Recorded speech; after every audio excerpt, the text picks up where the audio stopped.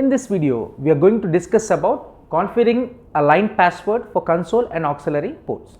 So, to configure a line password for console port, you first need to go into the line configuration mode. So, you see here, you see in configuration mode, the router is in the configuration mode.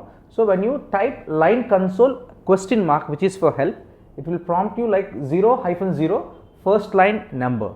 So, you configure for the console port 0, then you get into the line configuration mode to configure the console port. So, after that, so this shows that 0 is the only option available from the help. So, from the help we only know only one port is available. So, there might be multiple lines. For a kind example, you see multiple telnet lines. There might be multiple lines, but a port is only one, which is only given as 0 here.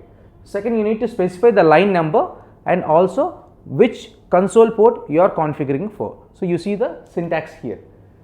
The configuration line console 0. So, after entering into the line configuration mode, you type line console 0, then it will enter into the configuration mode and it will ask for the password. You have given password as test here. After giving test, to enable this console port password, you have to type login. So, when you type login only, the password is enabled for this console port.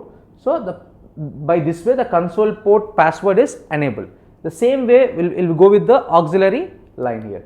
You see the same way, if you take an example of user access verification process, actually when a person is trying to log in, when he type en, it will enable and it will ask you for the password. When you type password as test, then he will be able to log into my router, which is the router which we are using here.